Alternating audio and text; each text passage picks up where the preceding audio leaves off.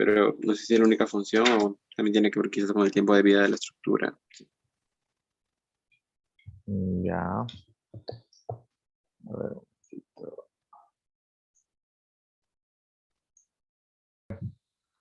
Vamos a seguir un poquito retomando lo que estaba hablando el ingeniero Mansen. Está hablando acerca del tema de canales, por si alguien no entró a su clase o entró un poquito tarde. Estaba explicando un poco acerca de las dimensiones del canal. Creo que también habíamos hecho un pequeño repaso nosotros anteriormente, así que entiendo no los ha agarrado frío. Comenzó a hablar un poco de los canales revestidos, empezó a hablar también un tema un poco acerca de los taludes transversales, eh, que normalmente se aplican para canales trapezoidales, que son los más comunes porque son de menor costo y normalmente admiten otro tipo de recubrimiento que no sea solo el concreto. Si, por ejemplo, es muy difícil encontrar un canal rectangular y que no sea este concreto, ¿no? Normalmente el concreto solo se admite para canales rectangulares o ya figuras un poquito más extrañas, precisamente por el tema de refuerzo estructural que contienen, ¿no?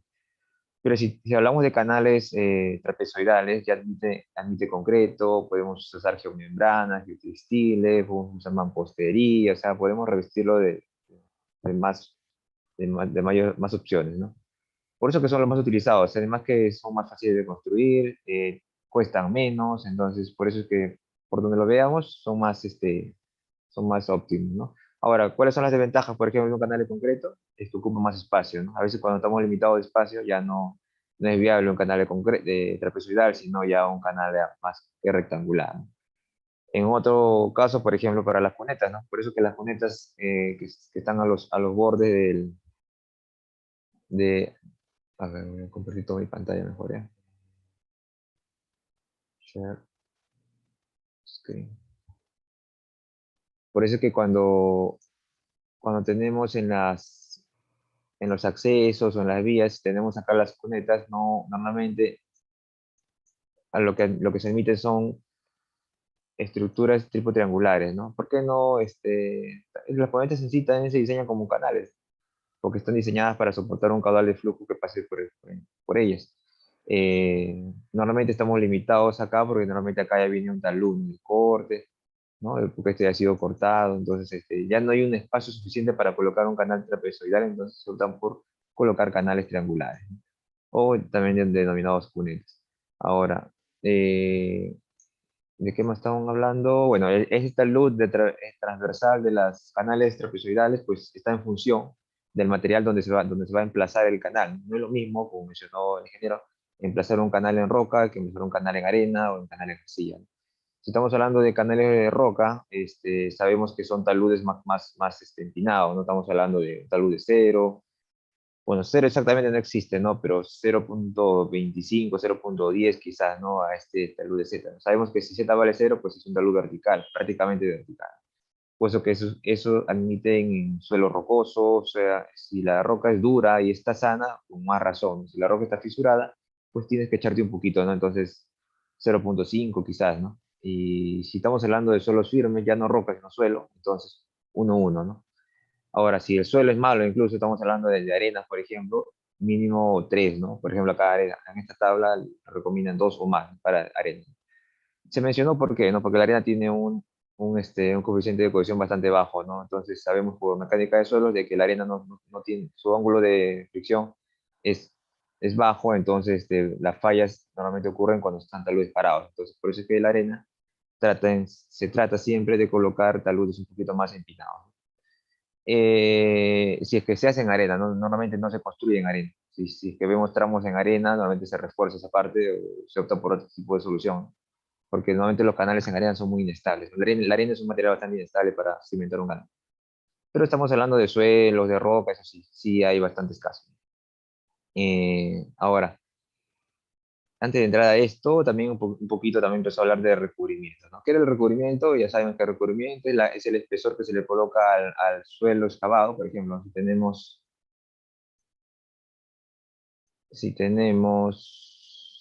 ver, por acá ya. Eh, a ver, un pequeño citalú, ¿ya? Nosotros vamos a Estamos proyectando para pasar por acá quizás un canal de derivación, un canal de coronación o cualquier utilidad que le estemos dando. Y nuestro alineamiento, al hacer nuestro civil 3D y verificar con nuestras rasantes, nos bota de que el canal aproximadamente tiene que pasar por acá, de repente con un talud de 1 en 2, así un poquito y tenemos que cavar de cierta manera, ¿no? Empieza hasta acá. Y de ahí a continuo. Ahora, hay dos opciones, ¿no? O lo puedo dejar como un canal sin revestir. Sabemos de que si no está revestido, pues acá está el suelo, ¿no? Es la excavación que viene. Viene la excavación masiva, luego viene una excavación un poco más detallada, de repente con una cuchara solamente, y se excava hasta cierto, se excava un poquito, como que siguiendo las dimensiones que se ha replanteado según lo que dice el plano. Ahora, ¿por qué se recubre y por qué no se recubre? El recubrimiento tiene varias finalidades y también a veces es sumamente necesario.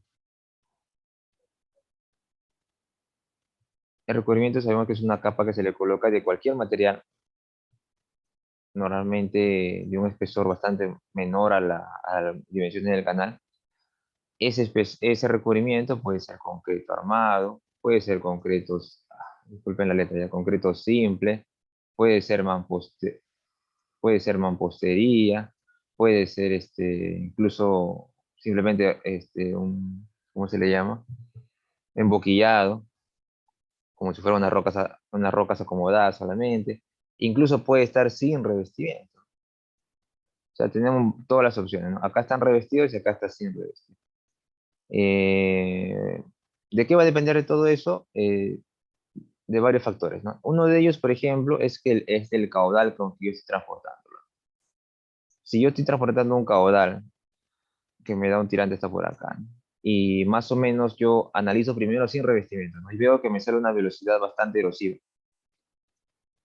Y si me sale la velocidad erosiva, yo sé que este suelo, y es una velocidad, no sé, que supera quizás los 5 o los 6 metros por segundo, entonces, imposible lo dejo sin revestir, ¿no? Porque lo que va a pasar en la primera avenida, o para cuando pase el caudal a lo que yo le he diseñado, es que se van a empezar a formar fisuras y, y les va a pasar lo que se denomina, pues, las socavación de aquellas zonas particulares del canal. Por ejemplo, unas curvas, por ejemplo, unos estrechamientos o unas caídas quizás que pasen por el canal. En esas zonas, o quizás en el mismo alineamiento, se comienza acá, por acá a socavar, ¿no? No sé si alguna vez han visto, por ejemplo, cuando van regresando al tema de las cunetas, no, hay cunetas que no están revestidas, ¿no? Solamente están excavadas, solamente son cunetas de tierra. Y cuando han ido a ver o han pasado por ahí con su carro o han salido, a ver, simplemente está por acá, se ha formado como un pequeño surco en medio y el agua ha escurrido por acá. Y todo esto no está vacío o está lleno de materiales externos, ya, no ajenos, ya, plásticos o algo, incluso plantas, ¿no? Y el flujo se concentra por una sola, por la punta, ¿no? Y eso es porque, ¿qué ha pasado? Que el flujo a veces ha venido con tanta velocidad, de repente justo por acá está pasando por una pendiente fuerte. ¿Por qué no menciona la pendiente? Porque tanto la pendiente como el caudal, ambos van a derivar a un solo factor, que es la velocidad. La velocidad es la que me va a decir si se va a erosionar o no se va a erosionar. Entonces la velocidad es la que me va a decir si se erosiona o no se erosiona el suelo donde estoy cimentando, donde estoy empezando el canal. Y si yo observo, que ahorita justamente esta clase vamos a hablar un poco acerca del movimiento acá de los canales no revestidos, que las partículas que están en mi canal se van a desplazar eh, con las fórmulas que se pueden estimar si las partículas de acá se desplazan o no, si va a haber arrastre de fondo con esta velocidad de flujo, entonces necesariamente tenemos que colocar un revestimiento de material que yo disponga, ¿no? Claro, por ejemplo, si estamos en un lugar donde conseguir el concreto es carísimo, o no hay canteras para hacer la mezcla en ese mismo sitio, entonces a veces concreto armado no va, ¿no? Pero ya son por temas externos, temas económicos o quizás de accesibilidad, ¿no? Y a veces pero sí, por ejemplo, abunda materiales para formar una mampostería, quizás, ¿no? Son piedras redondeadas, entonces quizás la mampostería es lo más común que se utiliza, ¿no? Para canales quizás también de riego, ¿no? Mampostería o quizás un emboquillado, que es algo más simple, que son incluso más baratos que un concreto armado, ¿no? Sabemos que el concreto armado quizás es barato en su concreto simple, ¿no? Pero ¿qué es lo que lo hace caro? La armadura, ¿no? El acero.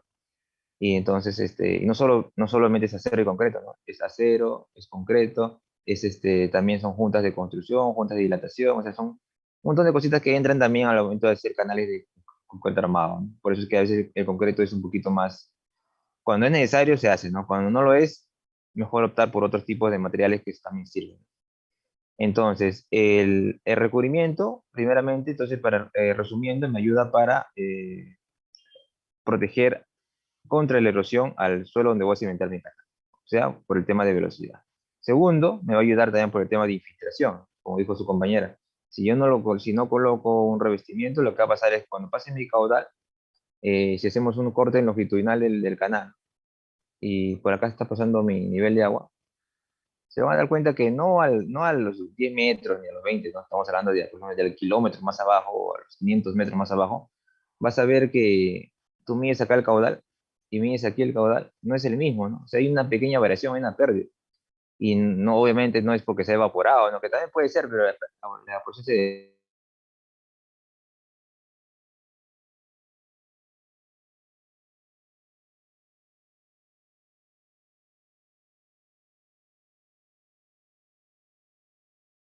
creen que tiene el pasto sobre el canal, que no le hemos hecho mantenimiento, que lo hemos dejado así sin revestir.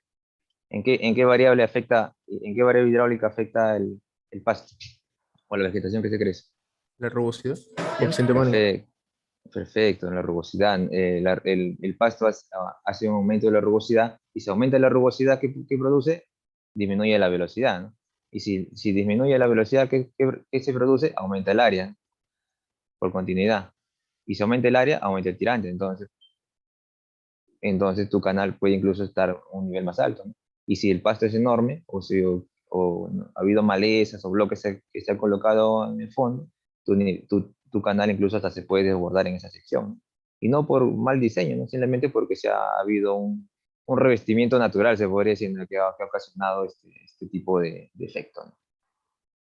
Entonces, para eso, en cambio, si tú le colocas un revestimiento, no lo dejas un canal, o sea, optas por un canal revestido en vez de un no revestido, entonces ya evitas o te salvas de todo este mal escenario que uno quiere evitar, ¿no? Que es el proceso natural de crecimiento del pasto, ¿no?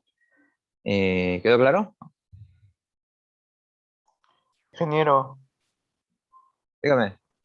profesor, una pregunta. ¿Cómo es el revestimiento emboquillado? A ver, por acá más vale.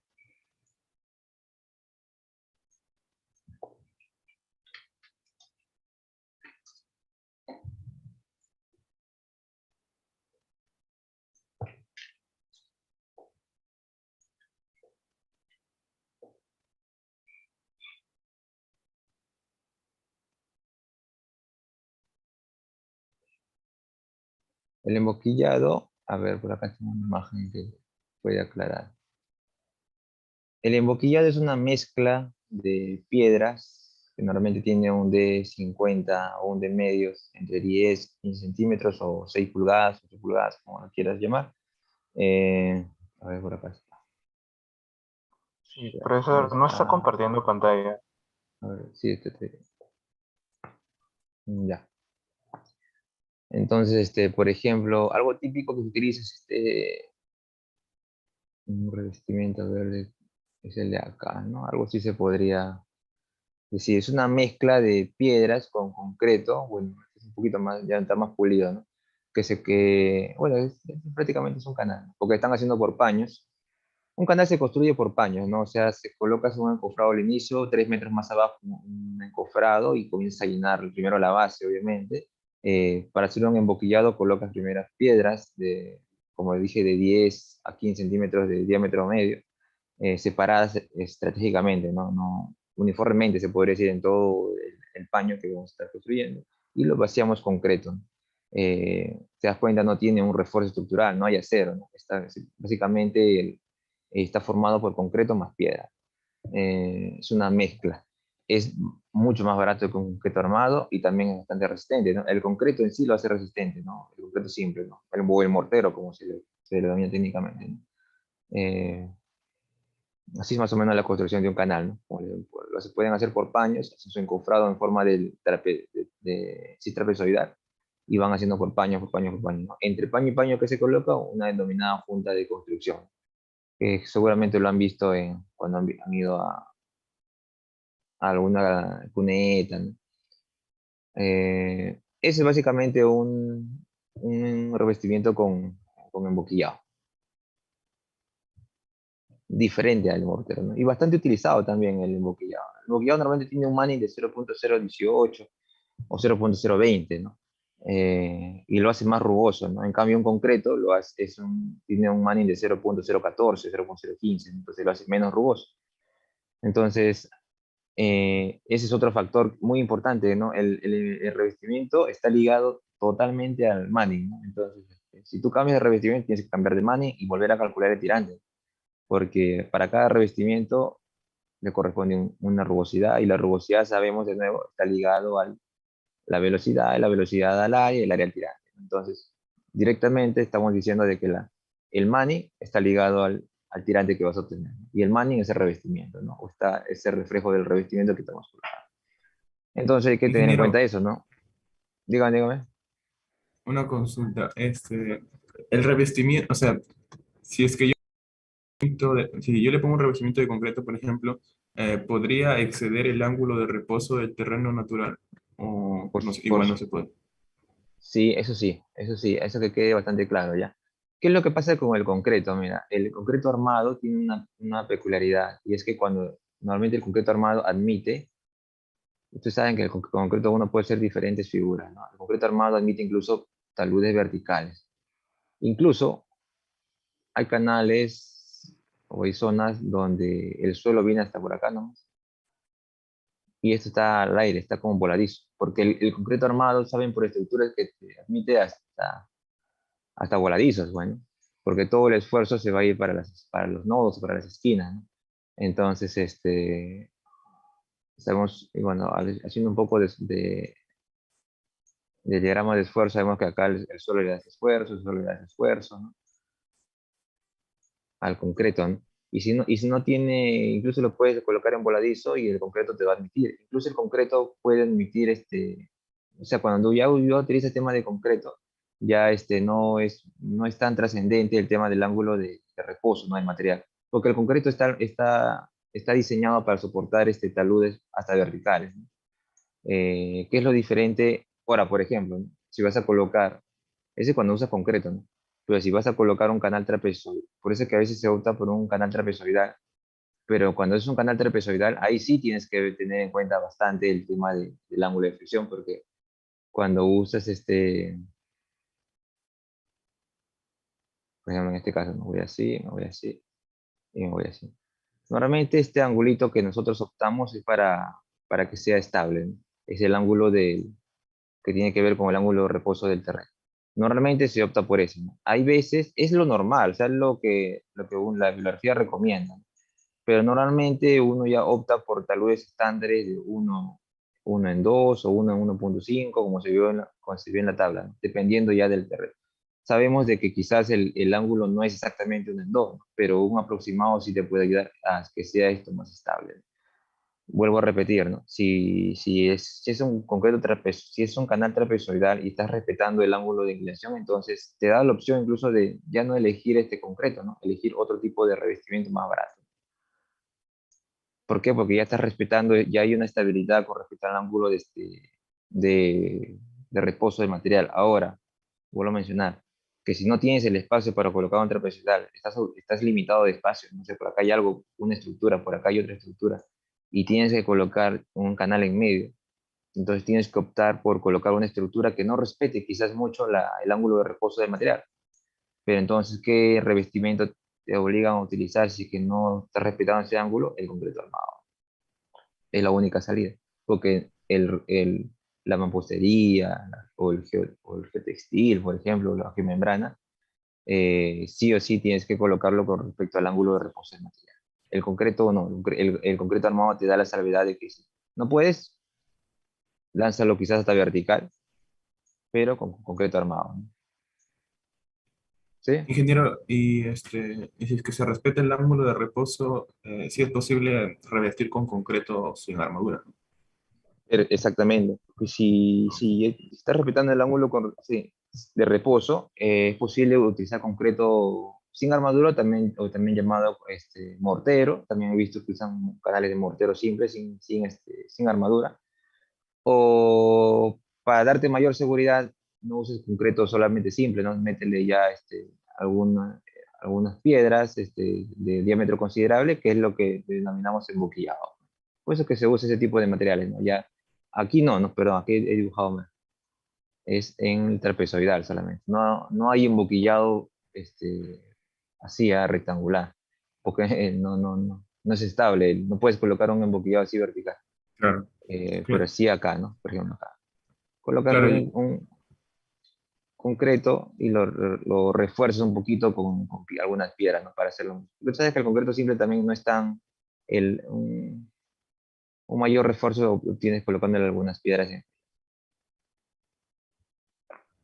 Pero sí, respondiendo a tu pregunta, cuando usas concreto armado ya te da la opción de no respetar quizás el ángulo de reposo. Pero si estamos considerando el ángulo de reposo, puedes utilizar también concreto armado, si es que hay. Puedes utilizar concreto simple, pero también puedes utilizar otro tipo de revestimiento. claro, porque yo había visto que cuando se diseña una rápida en medio de un canal siempre se usa un canal rectangular, ¿no? Y queda mi duda de por qué, si es que el terreno no lo permite, cómo se puede hacer un canal rectangular. Pero supongo que ahí será el cambio.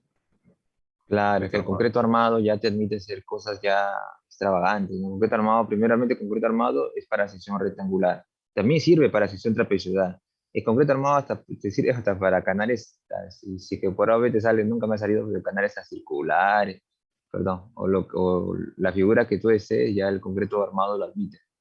Sabes que por estructura, si tú haces ese diseño, te puedes calcular el refuerzo en este tipo de estructura, ¿no? El concreto armado te da esa facilidad. En una rápida, con más razón. ¿Por qué? Porque volviendo al tema de esfuerzos, eh, el concreto armado está diseñado para soportar esfuerzos ya de corte o esfuerzos axiales ya de manera más brusca, incluso que este pequeño tramo de suelo, ¿no? Y sabemos que en una rápida, pues las velocidades que arrastra el flujo, por su mismo nombre lo dice rápida, superan los 5 o 6 metros por segundo. Entonces, no puedes colocar, por ejemplo, un revestimiento que sea de geomembrana o algo que más simple porque lo va a arrastrar, se lo va a comer. Eh, Me refiero a que lo va a socavar. Se va a empezar acá a formar pequeños surcos. Basta que se forme un pequeño surco, ya el agua comienza a friccionarlo más y todo el recubrimiento que le das aquí al acero, que puede ser hasta de 6 centímetros, 5 centímetros, si mal no recuerdo, el agua lo puede llegar a erosionar. Y tu acero que estaba por acá longitudinal sale disparado, así como si fueran alambres.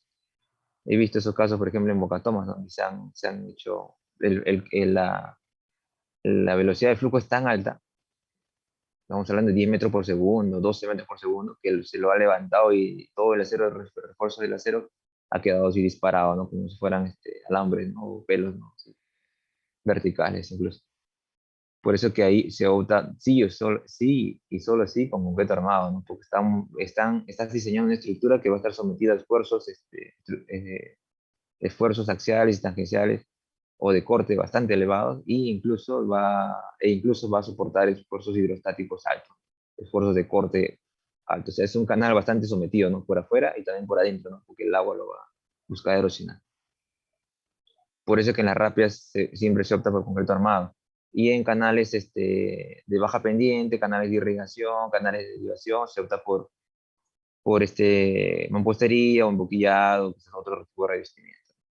Hasta canales no revestidos se utiliza para irrigación, ni siquiera revestidos, no revestidos.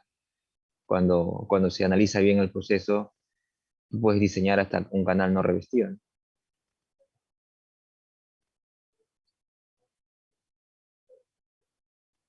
¿Sí?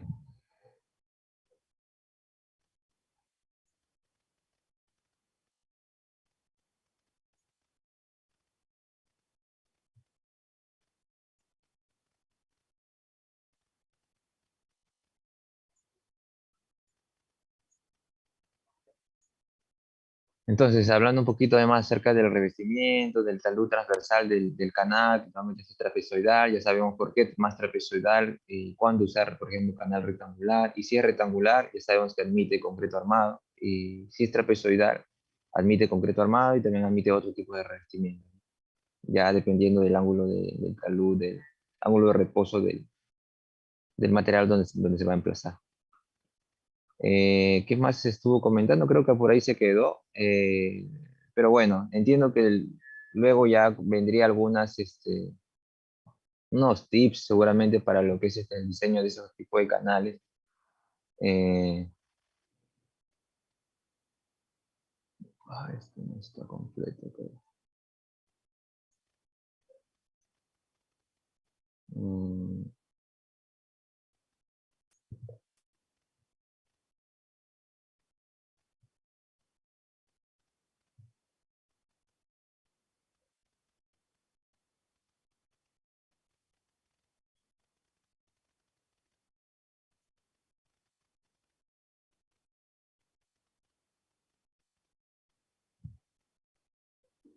Mm, sí, ya bueno. Seguramente el ingeniero falta hablar un poco acerca también de los taludes laterales. Bueno, acá ya hay otra bibliografía, ¿no? Por ejemplo, de hidráulica de canales de Aguirre, Julián, que también da taludes transversales dependiendo del tipo de suelo donde donde va a emplazar el canal. Ya más o menos tiene que tener la idea, ¿no? Si es roca, admite taludes más verticales. Si es suelo, un poquito inestable, taludes más echado, ¿no? Mientras más inestable sea el suelo, más echado debo tener mi talud transversal. Y si por ahora en el examen, por ahí dice canal de roca, ya sabemos que es un talud vertical, ¿no? Hasta 0.251 o incluso prácticamente vertical, 0 en 1. ¿No? Otra recomendación que se le dan, por ejemplo, para la pendiente, ya no transversal, sino la pendiente longitudinal, ¿no? Eso es algo que se confunden bastante, ¿no? He visto también en otros casos que se confunden la pendiente longitudinal con la pendiente transversal del canal, ¿no? Lo que estamos hablando acá son pendientes transversales, y lo que vamos a hablar a lo largo de todo el canal es la pendiente longitudinal. Normalmente la pendiente longitudinal está medido en 1%, 2%, ¿no? O 0.5%, ¿no? O sea, son más bajos, ¿no? En cambio, la pendiente transversal está medido en talud, ¿no? 1 en 2, 1 en 1.5. Eso no se confundan, ambas pendientes son diferentes. Eh, esta pendiente, por ejemplo, la pendiente transversal, ¿en qué jugaba papel? Jugaba papel en la estabilidad de este material, ¿no? Y esta pendiente, la longitudinal, ¿en dónde entra? ¿En dónde entalla? En la velocidad que va a tener el flujo alrededor de todo, de todo el canal, ¿no? Si la pendiente longitudinal es más fuerte, mi velocidad aumenta. O sea, no es lo mismo tener una pendiente así que tener una pendiente así. El primer caso me va a dar una velocidad bastante alta y acá me va a dar una velocidad más baja. Entonces yo tengo que jugar con qué pendiente voy a diseñar el canal. A veces me salen velocidades muy altas, entonces lo primero que hago es bajar la pendiente, ¿no? A ver, Felipe Rojas tiene levantado la mano. Ingeniero, quería hacer un comentario. Quizás a veces se pueden malentender, ¿no? De que en el caso que siempre se tenga roca, el talud puede ser vertical. Por ejemplo, sucede que cuando tienes roca hay una consideración que es que la roca puede estar en diferentes estados.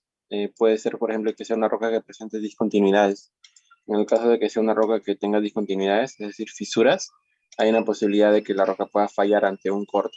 Entonces puede ocurrir otras fallas, como fallas planares, fallas en cuña, que ocurren en carreteras y supongo que también pueden ocurrir aquí en los canales, ¿no?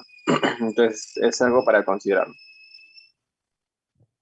Sí, perfecto. Muy bien tu comentario. Efectivamente, ¿no? Lo que se trata de evitar, normalmente por el tema de costos, es material de roca, ¿no?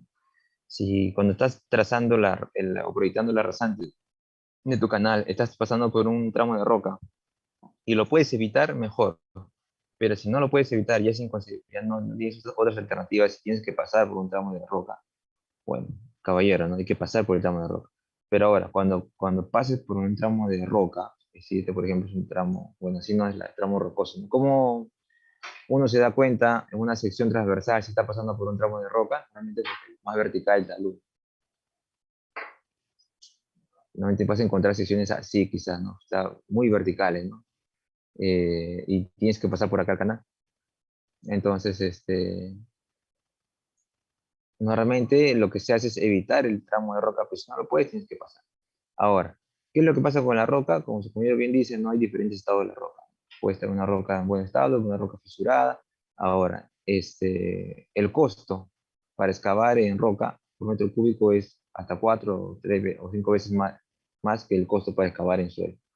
Entonces, por eso es que se trata de evitar, porque ese tramito de roca lo puede hacer bastante caro el canal.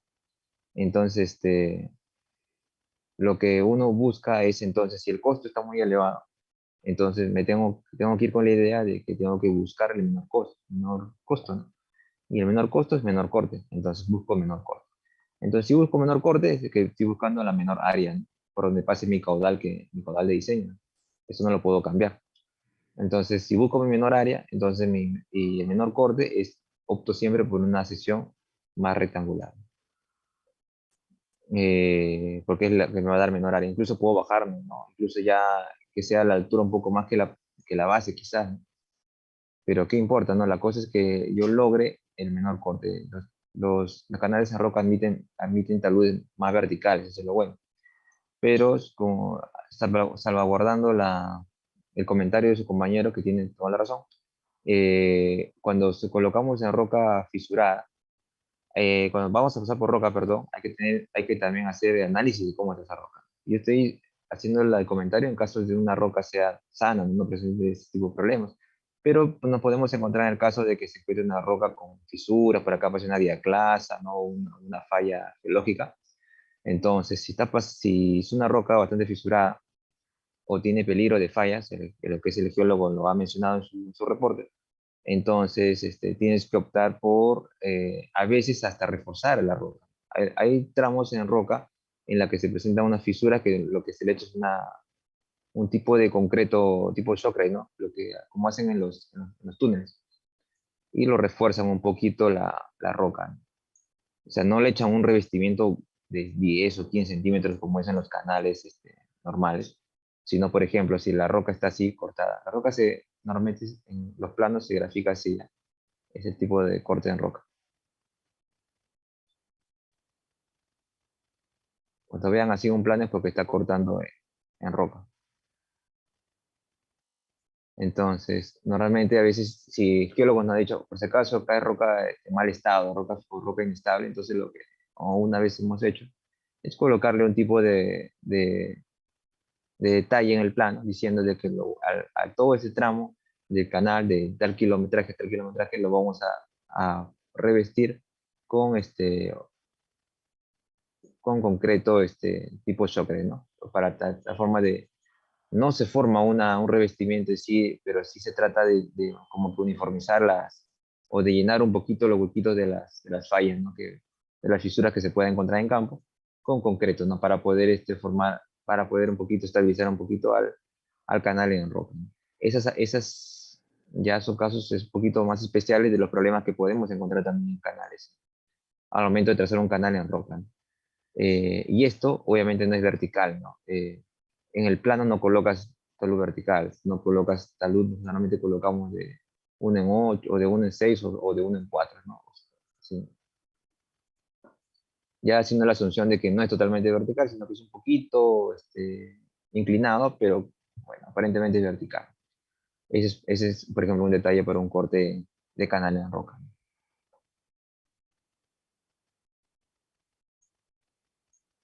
Gracias, Daniel. Ahora, regresando un poquito a lo que estábamos hablando de la pendiente longitudinal, hay que tener bastante cuidado con eso, ¿no? No creo que se confundan ustedes, pero he visto en otros casos que se confunden, ¿no? De la pendiente longitudinal con la transversal, ¿no? A veces le dicen de dato pendiente 0.5, ¿no? Transversal, y lo colocan acá, 0.5, dicen. Pero eso no es, bueno, 0.5, como le vuelvo a mencionar, ¿no? Se están haciendo referencia alta luz cuando es longitud pendiente transversal. Y hacen referencia a la longitudinal cuando te dicen pendiente longitudinal del canal, o la pendiente del canal normalmente dicen. Eso se están refiriendo a cómo varía longitudinalmente el canal. Como vuelvo a mencionar, no es lo mismo una pendiente como la que he graficado arriba como que una pendiente como la que está acá abajo. Esta pendiente me da menor velocidades y esta pendiente mayor velocidades para un mismo caudal. Entonces, cuando estamos diseñando, a veces nos sale una velocidad alta. ¿Qué hacemos para reducir la velocidad? Hay varias opciones, ¿no? Como una vez les dije, ¿no? Si yo quiero reducir la velocidad, primero puedo, por ejemplo, reducir el Manning, ¿no? De repente no puedo ya cambiar la rasante, ya no lo puedo variar, ya. Entonces cambio el Manning. Y si reduzco el Manning, si aumento el Manning, reduzco la velocidad. Ahora, si me dan la opción todavía de que puedo cambiar la pendiente, entonces si quiero reducir la velocidad y el Manning lo quiero mantener, o sea, el revestimiento no lo voy a cambiar, entonces, ¿qué hago? Bajo la pendiente, ¿no? Si bajo la pendiente, la velocidad se reduce enormemente, ¿no? Porque sabemos que velocidad es R a la 2/3 por la fórmula de Manning, ¿no? S a la 1/2 sobre L. Entonces está relacionado directamente la pendiente con la velocidad. Entonces, hay que tener bastante claro eso. Ahora, eso también no solo también entra en juego por la velocidad, sino también por el tipo de terreno. Por ejemplo, hay ciertas recomendaciones, ¿no? Normalmente se opta por 0.5 o 5%, 1%, es 1.5%, ¿no? Son valores bastante bajos, ¿no? De la pendiente longitudinal del canal siempre. Porque es normalmente es comúnmente ver un canal más echado, ¿no? Que vertical. ¿Dónde vemos ese tipo de casos? Por ejemplo, en rápida, ¿no? Entramos de rápida o entramos donde ya son fuertes pendientes obligatorias, ¿no? Forzadas. Entonces sí, ya vemos pendientes bastante altas. Lo normal es que veamos pendientes más bajitas. Ahora, otra recomendación también que se da, por ejemplo, cuando diseñar un canal es el ancho de solera, ¿no? Que es ese ancho de la base de la sección, ¿no? Sea rectangular o sea trapezoidal. Eso va a depender, tiene muchas sugerencias, ¿no? Hay algunos que lo hacen en función del caudal, otros en función de la velocidad, ¿no? Por ejemplo, en este caso se da una recomendación en función del caudal, ¿no? Cuando es menor a 1, 0.3, dale, ¿no? Como mínimo, ¿no? Y si es entre 0.1 y 1.2 el caudal, dale 0.5, ¿no? Ahora, si sobrepasa los 4 cubos, ya dale mínimo B 1 metro, ¿no? Ahora, eso no son reglas, ¿no? No es que sí o sí lo tengo que diseñar con esto, sino como le vuelvo a mencionar, el diseño está condicionado a las condiciones donde vamos a diseñar el canal, si tenemos espacio o no hay espacio, los materiales y todo eso, pero estas son recomendaciones, ¿no? En caso no tengamos idea de cómo comenzar un diseño, pues podemos comenzar, por ejemplo, si estoy con un caudal de 1 metro cúbico, puedo comenzar con una base 0.5, ¿no? Que es bastante común. Ahora, ¿por qué es mínimo? ¿Por qué no, por ejemplo, colocar 0.2, ¿no? ¿Por qué creen? A ver, ¿por qué no puedo colocar 0.2, 0.15 si tengo para caudales de, no sé, quizás de 10 litros por segundo, un caudal bastante bajito? Y con 0.2 metros de base me sirve, ¿no? O sea, sí me da una velocidad considerable, todo correcto. ¿Por qué no puedo usar un B0.2?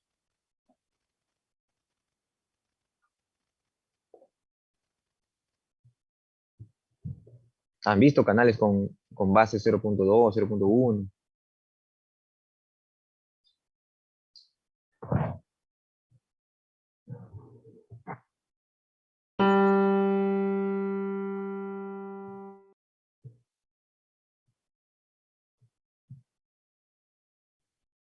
¿Ah? ¿Han visto?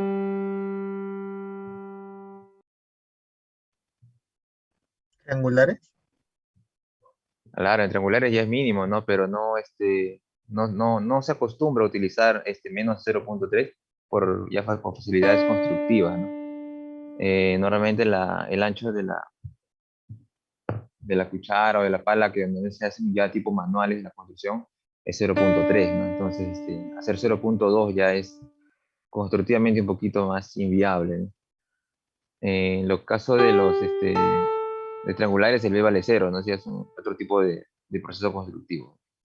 Pero si estamos usando canales trapezoidales o canales rectangulares, mínimo 0.3, ¿no?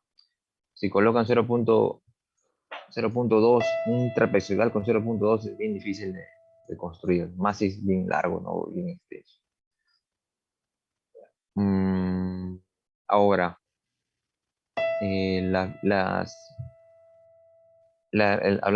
seguimos hablando un poquito más del revestimiento, ¿no? El revestimiento también, como les mencioné al inicio, nos juega un papel muy importante para controlar el proceso de erosión en los canales. La erosión de los canales está afectado por la velocidad con que el flujo pasa, ¿no? A través de ese canal. Ahora, se da por entender de que la velocidad que le hace daño o lo perjudica a un concreto está en función de la resistencia de este concreto. O sea, no es lo mismo un concreto de 50 F'C que un concreto de 100, 210, ¿no? Lo que realmente usamos, ¿no? O hasta 250 a veces usamos.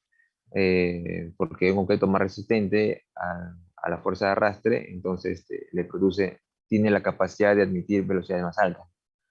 Ahora, si ustedes buscan 10 bibliografías sobre esto, velocidades máximas para el concreto, van a encontrar 10 tablas diferentes, quizás. Normalmente uno busca ser un poquito más conservador. Por ejemplo, Crochin, en este caso, si han visto su libro de Crochin, diseño hidráulico, dice, ¿no? Admite hasta 15, 17, 20, 21 metros por segundo de velocidad, ¿no? Eh, en la práctica, bueno, en mi experiencia o en la práctica, no, no he visto que se den ese tipo de velocidad, o si se dan, se opta por aplicar otro tipo ya de sistema, ¿no? O sea, no se admiten este tipo de velocidad. Máximo admitimos hasta 7 o 8 metros por segundo, ¿no? Esta velocidad ya son monstruosas.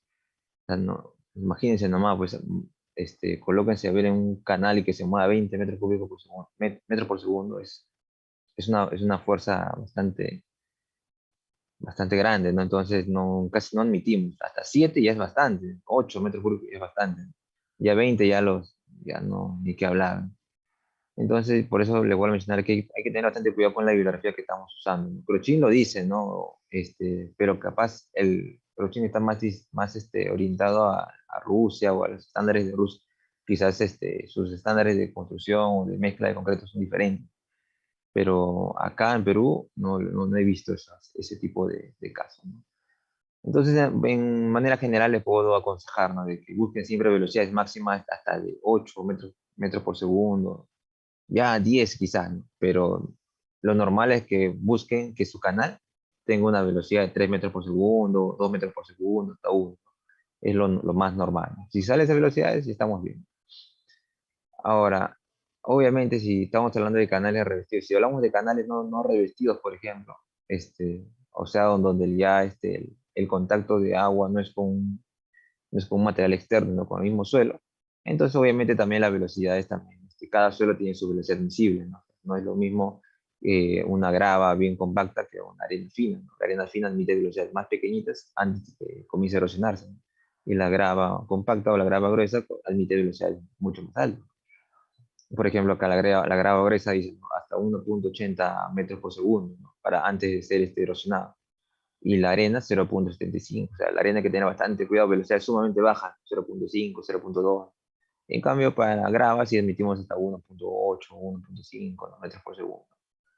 O sea, va a depender bastante de el material donde estemos trabajando. Si es que no es revestido. Si es que es revestido, ya te olvidas de esto, ¿no? Y trabajas solamente con el concreto. Este es para canales no revestidos. ¿Ok? Ahora, tampoco nos salvamos de que, por ejemplo, nuestro canal no va a ser 100% recto, ¿no? Siempre va a haber, vas a tener que atravesar tramos curvos, al igual que una carretera. Entonces, cuando esta es, por ejemplo, una vista en planta de un trazo de un canal. ¿Qué pasa? Que al igual que en el trazo de una carretera, no puedes hacer una curva bastante pronunciada, ¿no? Si mal no recuerdo, era por el tema de la visibilidad de los conductores, en ese caso, no podía también porque podía haber peligro de que el conductor venga y salga disparado, pues, ¿no? Entonces, el agua también es lo mismo, ¿no? Cuando haces un diseño de canal,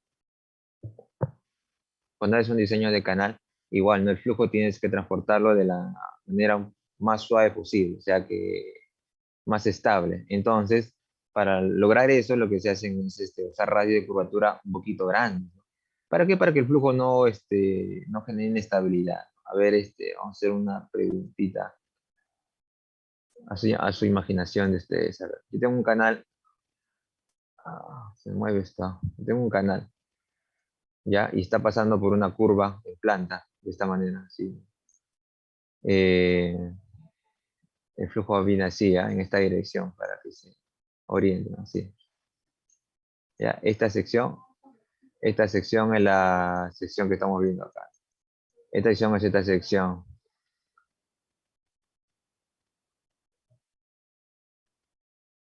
Entonces, si el flujo en un tramo recto, por ejemplo acá, en esta sección, el flujo viene de esta manera,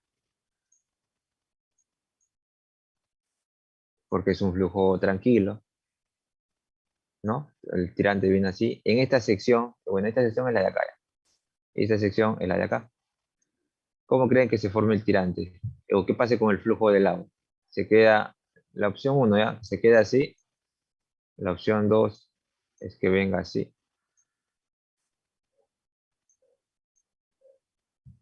Que se forme un pequeño sobrealto, ¿no? ¿Qué creen que pasa? ¿La 1 o la 2?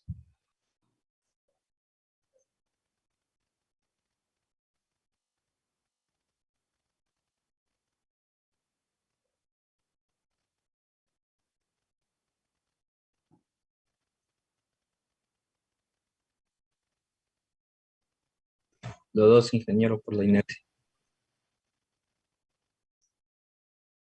Así es. Lo que va a ocurrir en un canal cuando pasa un tramo curvo es que si no controlamos la velocidad que está pasando por el canal, lo que va a ocurrir, si es una velocidad alta, por inercia, el flujo va a tener un pequeño sobresalto que se calcula, ¿no? En función de la velocidad. Es un factor K multiplicado por la velocidad cuadrada sobre G. Entonces, esto se tiene que calcular. Y si tú por acá has puesto tu canal hasta un cierto límite solamente, lo que va a pasar es que si no lo controlaste o no lo consideras, se te rebalsan. Entonces, por eso comúnmente es común ver acá a veces en canales de riego o de otro tipo de estructuras, canales, y acá vemos siempre acá un poquito de charco, humedad, ¿no? Y es porque el agua se ha salido, pero es por el tema de la curva, ¿no? Entonces, el tema de la curva es muy importante considerarlo, ¿no? ¿Qué radio voy a utilizar? No puedo utilizar radios muy pequeños porque por inercia el agua es como es algo inerte. Si yo coloco algo sumamente cerrado, el agua va a querer mantener su inercia. Entonces, si viene así, va a salir disparado. Si viene con altas velocidades. Y si viene con pocas velocidades, igual, ¿no? O sea, acá se va como que se va a almacenar brevemente antes de que siga su paso, y ese almacenamiento puede provocar desborde. Entonces, por eso es muy importante colocar una curva que tenga que ver con el caudal que estoy transportando, ¿no? A mayor caudal, mayor curva, mayor radio de curvatura. Por ejemplo, es una recomendación del Ministerio de Agricultura y Alimentación, bastante utilizado cuando hacemos diseño de canales, que está dependiendo el radio de curvatura del canal en función del tirante. A ver, un momentito.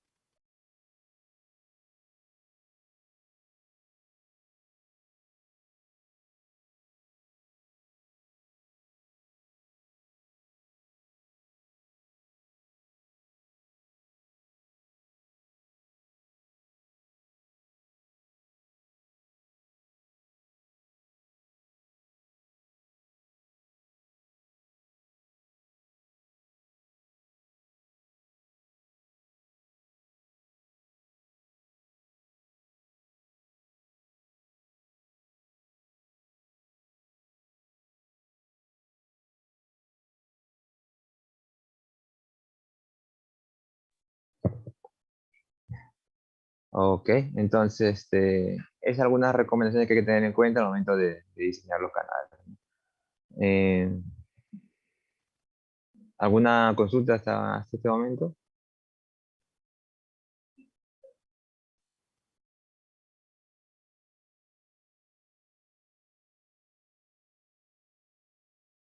Si no consultan, yo consulto.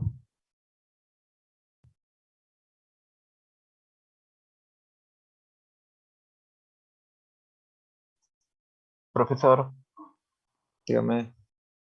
¿y no pasa para el trazo vertical? O sea, para lo que son las curvas verticales. Una buena pregunta.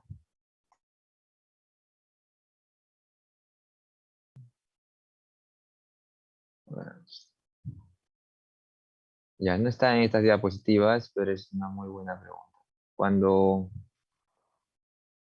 tenemos, por ejemplo, a ver, ya, tenemos trazando un canal, o sea, normalmente no sucede en el perfil, te refieres, ¿no? Longitudinal, ese tipo de curvatura como una carretera, porque lo que se tiende en lo que es irrigación es a utilizar canales, como les voy a mencionar, canales de bastante largos y de baja pendiente, ¿no? Quizás uno en 1000, uno en 2000. Entonces, siempre se busca más que nada una pendiente uniforme, ¿no? Y obviamente este en vista en perfil, ¿no? Ya en planta quizás tiene su curvatura y todo eso, pero en perfil a veces normalmente mantienen una línea pendiente, que normalmente es una en 1000 o 0,5%, ¿no? Que es lo que se suele utilizar. Ahora, si por obra estás forzado, de repente estás diseñando un canal que atraviesa un tramo que te obliga a hacer un quiebre. Por ejemplo, hay tramos en que, de rápida más que nada, ¿no? En la que, saben que los tramos de rápida se generan porque queremos ganar cota, ¿no? Pasar de una cota a otra y no hay mucho espacio, entonces optamos por una rápida. Queremos ir de este extremo a este extremo y no hay mucho espacio para hacer todo un desarrollo, ¿no? Entonces opta por una rápida. Cuando haces por una rápida, de repente el terreno está así. Así. Entonces, ¿qué haces en ese caso, no? Si tu canal lo vas a trazar de esta manera, para que no esté, para excavar sobre el perfil que nos estamos dando, hay que tener bastante cuidado con este tipo de, con esta curvatura, ¿no? También es un radio. Hay dos opciones, que la velocidad con que está escurriendo acá el caudal sea relativamente baja, que no provoque que... Hay un efecto acá que se va a provocar, ¿no? Si le hacemos un zoom, ¿qué es lo que va a pasar con... Bueno, este es que sea la base, ya no juega. La base que sea negrita, ya, y yo voy a venir con el flujo colorazo. Hay dos cosas, ¿no? O bien puede ocurrir esto, el flujo se pegue a la rasante, o bien puede ocurrir que venga con tanta velocidad que la inercia sea más grande y el flujo se haga disparado, ¿no? ¿Y qué va a pasar? Que va a empezar y por acá recién se empieza a unir al, a la base y ya comienza a escurrir, ¿no? Hay que tener en cuenta esos dos escenarios, ¿no? Ahora, ¿cuándo ocurre normalmente este escenario que se despega? Cuando los frutos son bien elevados, ¿no? Generalmente mayor a 3. Y cuando los frutos son bajos, o quizás también sean supercríticos, pero cercanos a 1.5 quizás, se va a tender a mantener pegado a su base. No se va a despegar, como dice. Ahora, si estás en este caso y quieres garantizarte de que el flujo se mantenga pegado, normalmente lo que se hace es colocar un pequeño ángulo de acá es un detalle acá en el fondo de tu revestimiento, que obviamente esto de concreto, ¿no? Porque ya te dije que rápida no puede ser otro revestimiento que no sea concreto. Entonces, utilizas un pequeño ángulo, ¿para qué? Para mantener al flujo pegado a la rasante, ¿no? Este caso son sumamente especiales, solamente se dan en tramos de rápida, no se dan en tramos de canales de irrigación, porque no hay estos casos, pero sí en tramos de rápida. Incluso en rápida son bastante especiales, ¿no? ¿Por qué? Porque hacer este detalle a veces cuesta bastante, ¿no? Este detalle cuesta bastante, entonces lo que se opta es simplemente es por suponer de que el flujo se va a mantener pegado a la base, o lo otro es que simplemente se le da una altura de pared bastante elevada para contener a los posibles saltos que puede haber del flujo, ¿no? O sea, por eso que en una rápida normalmente tú vas a encontrar secciones quizás así, ¿no? con pared bastante elevada, ¿no? En comparación de su base.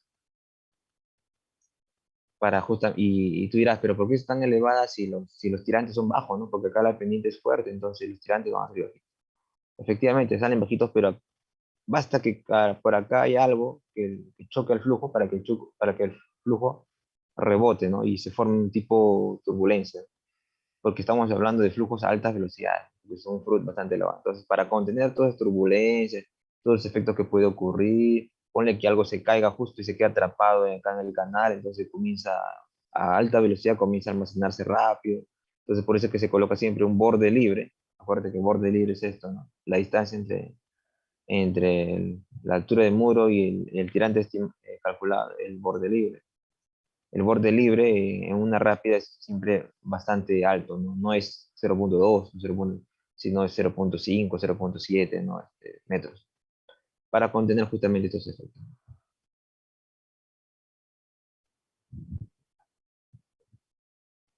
Listo. Lo que yo quería es hablarle hoy día, ya más allá de lo que el ingeniero termine de hablar de los canales ya revestidos, era hablar un poco de lo que son canales no revestidos.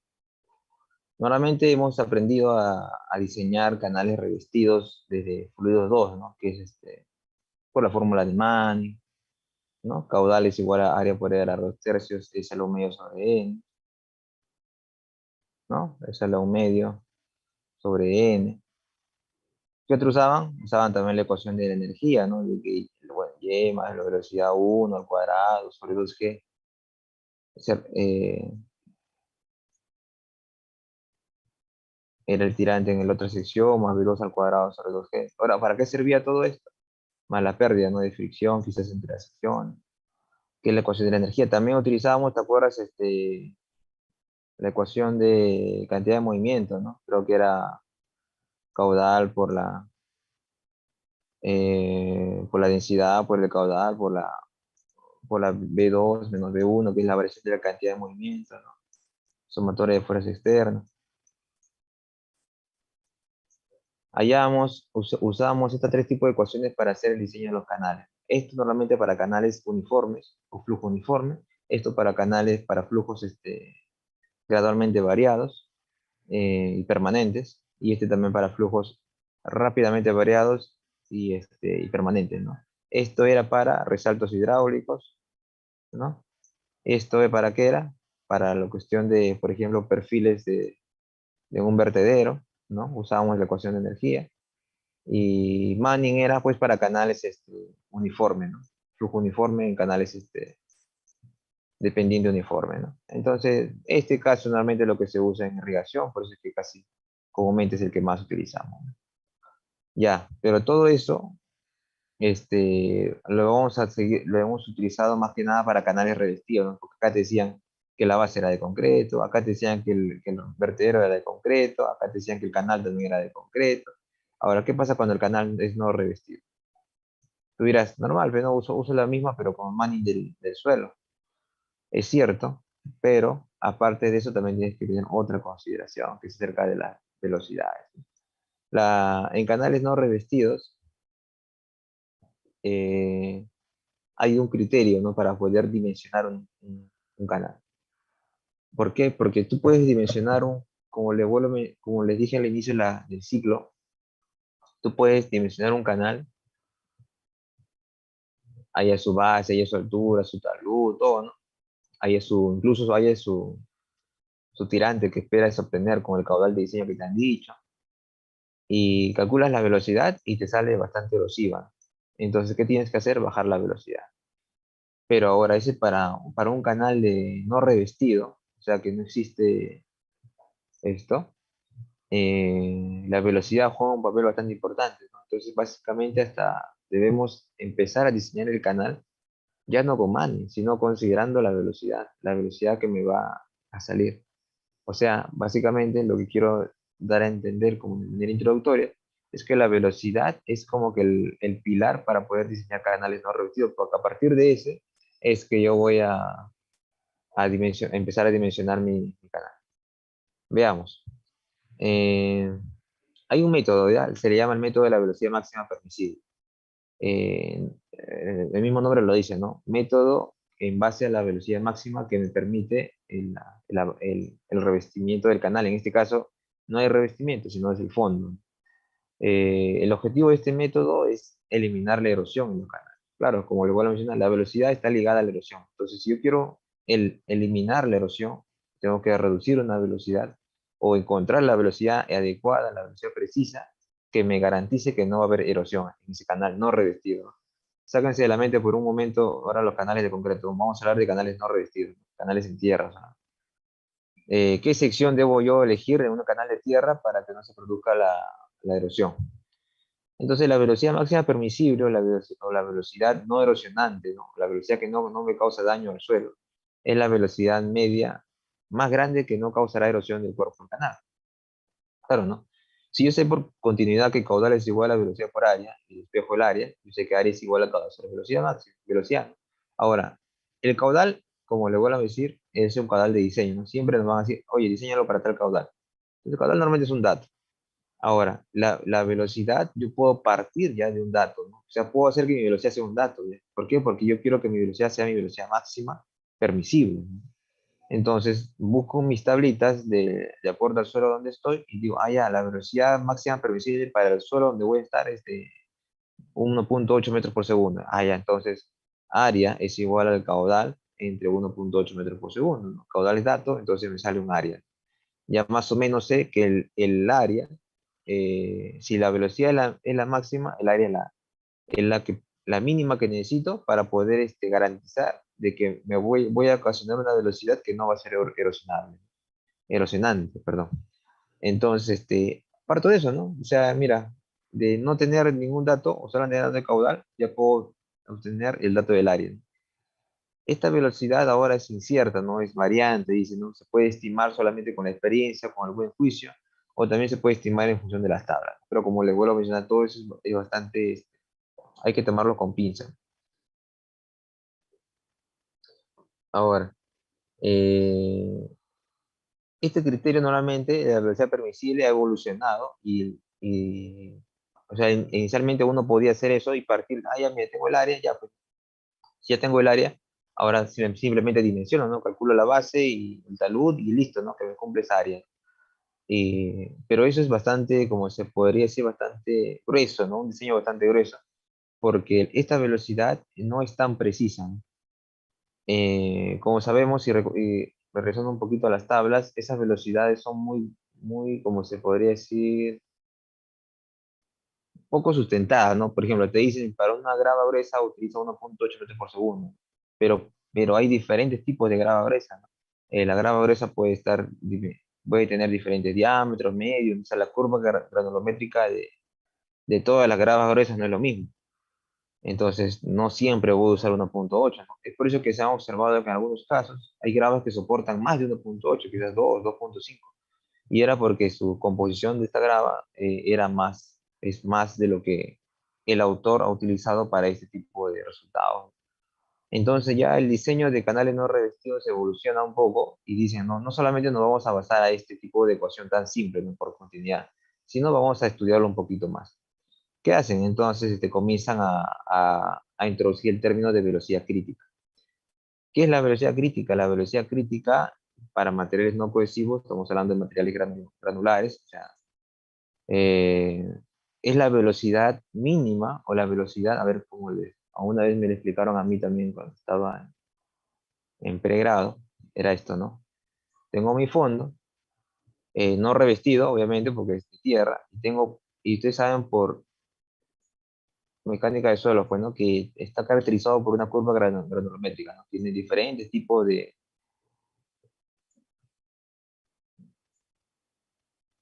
composiciones, a veces más pequeñas, a veces más gruesas, a veces tiene más grueso por acá, ¿no? Entonces, un suelo está compuesto por diferentes tipos, ¿no? De diámetro de material. Entonces, si por aquí comienza a escurrir un flujo, de repente un tirante así, ¿no? De repente no ocurre nada, el flujo pasa y el suelo queda intacto, ¿no? Pero de repente en otra avenida viene un flujo de esta magnitud, ¿no? A esta altura, ¿no? Y cuando se va, o cuando pasa la lluvia, pasa la época de lluvia, y ustedes observan que ha dejado un tremendo surco, ¿no? Que ha levantado algunas piedras que estaban aquí, la que estaba aquí, por ejemplo, o sea, que fue así rebotando, rebotando, rebotando, rebotando, y terminó por acá. Igual otra por acá, ¿no? Estuvo por aquí, fue rebotando, rebotando, rebotando, y llegó por acá. ¿Qué es lo que pasó, señores? Lo que pasó es lo siguiente, ¿no? Si hacemos un zoom, y acá está esa piedrita roja que le hemos seguido. Esta piedrita roja puede estar estable, ¿no? Acompañado acá de sus pares, ¿no? Otras piedras acá, otras piedras por acá, en el fondo, ¿no? Obviamente está un poco compactada, ¿no? Porque es solo compactado.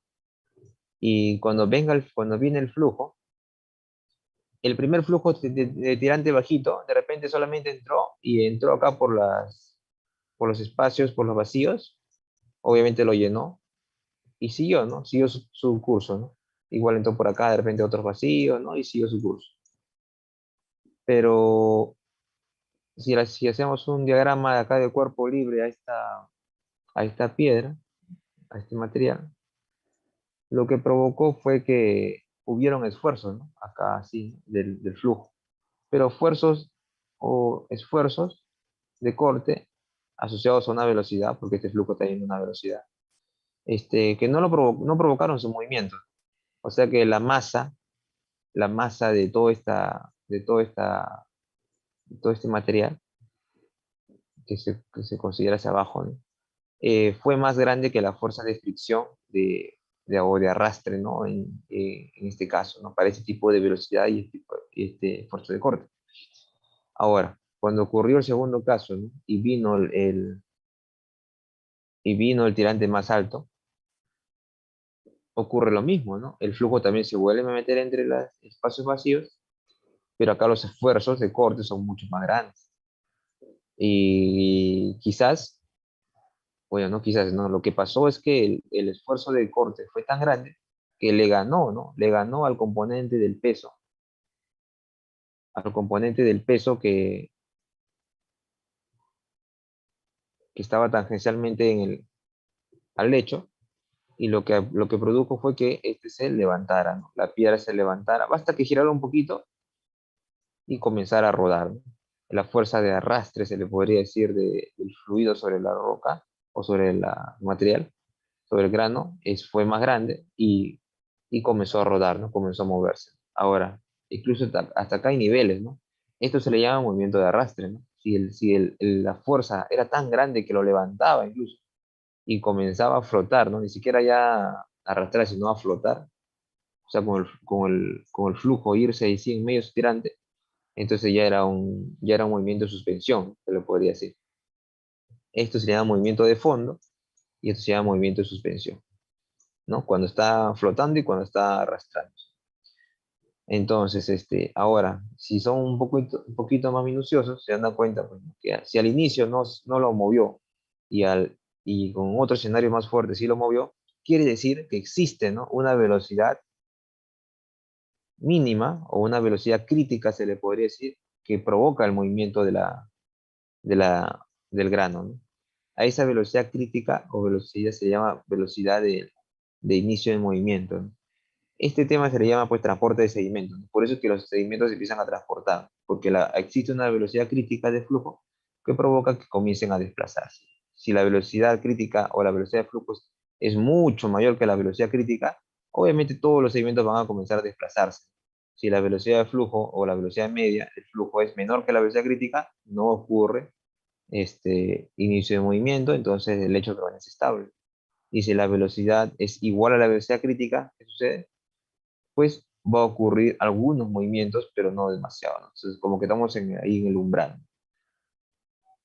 Entonces, ese es el concepto importante que tienen que tener en cuenta, ¿no? La velocidad crítica y la velocidad que inicia el movimiento, ¿no? Es la velocidad que provoca que ciertas partículas comiencen ya a moverse por el esfuerzo de arrastre que tienen en sus paredes. ¿Correcto? Entonces, ese concepto de velocidad crítica es el concepto que se le añadió ya al método de la velocidad máxima permisible, ¿no? Y decir, mira, la velocidad crítica va a estar en función de la velocidad, esa velocidad crítica entonces que provoca el inicio del movimiento, obviamente está en función del diámetro, ¿no? Del sedimento. No es lo mismo una velocidad crítica para un sedimento de diámetro pequeño que para un sedimento de diámetro mayor. Entonces, cada diámetro del sedimento tiene su propia velocidad crítica. Eso se puede traducir en algunas tablas que ya se han ido estudiando, ¿no? Que son fáciles de utilizar, ¿no? Por ejemplo, se comienza desde la parte inferior, ¿no? Si yo tengo un diámetro de sedimento de 10 milímetros, bueno, 10 metros es mucho, ¿no? Puede ser también. Entonces, yo sé que si por acá, a ver, vamos a aprender a utilizarlo, ¿eh? Esta gráfica es bastante simple de utilizarla, simplemente yo entro por acá, ¿no? Entro con el diámetro de la partícula en milímetros. Ponle que sea 2, ¿ya? Que estemos acá. 2 milímetros es mi diámetro medio de partícula, ¿no? Entonces entro a la tabla siguiendo esta línea. Y también empiezo a calcular mi velocidad media, ¿no? Eso no tiene nada que ver con el sedimento, simplemente tiene que ver con las características hidráulicas. La velocidad media sabes que sale por mano.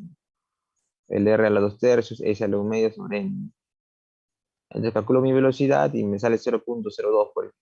O 0.1, ¿ya? Estoy acá.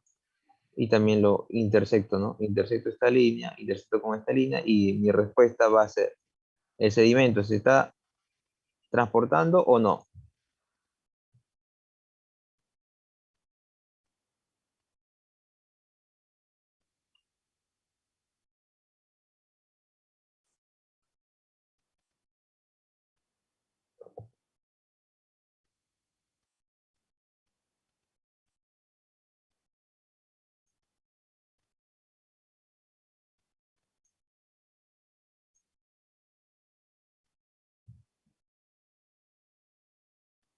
¿Qué dicen? Si estoy en estas condiciones y justo la interacción es por este punto, ¿el sedimento se está transportando o no? No hay Pedro. Exacto, no hay transporte de sedimento porque justamente esta gráfica divide, esta línea divide en dos regiones, ¿no? Cuando hay transporte y cuando no hay transporte, o sea, hay sedimentación. Si mi punto de interacción da en esta zona es porque hay sedimentación, que quiere decir que el sedimento no se está moviendo. Si mi diámetro medio de partícula era 0.1, por ejemplo, 0.1, que estamos por acá, ¿no? Y sigo con la misma velocidad media, entonces sí va a ocurrir transporte de sedimento. Entonces, en conclusión, esta gráfica nos ayuda a poder diseñar o predecir, ¿no? Si va a haber o no transporte de sedimento. Ahora, ¿cómo uso esta gráfica para diseño? Fácil, ¿no? Si yo comienzo con 0.1, que es mi diámetro medio, por ejemplo, lo intersecto a la línea y busco que esa sea mi velocidad crítica, ¿no? Porque yo sé que esta es la velocidad que va a limitar el movimiento del no movimiento. Entonces, si yo conozco que es mi velocidad crítica, ya comienzo a diseñar a partir de esta velocidad de diseño, que es lo que se va a utilizar. Hay otras gráficas también que sirven para poder determinar esa velocidad máxima permisible, pero bueno, está en función del material de diseño. Estas diapositivas les voy a pasar para que las tengan, porque va a venir una pregunta sí o sí en el final sobre este tema, así que espero que estén Ingeniero, entendiendo. ¿Escucho?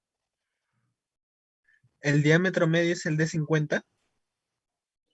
Normalmente es bastante discrepado ese tema de los diámetros medios, diámetro 50 o qué diámetro utilizar. Normalmente para temas prácticos en hidráulica usamos el de 50.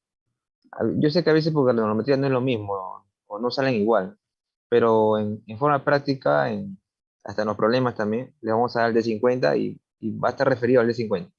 No va a haber mucha complejidad, no va a haber mucho que analizar ahí en cuanto a qué diámetro utilizar. El diámetro 50, el diámetro representativo, el diámetro medio, o de 50, para nosotros es lo mismo.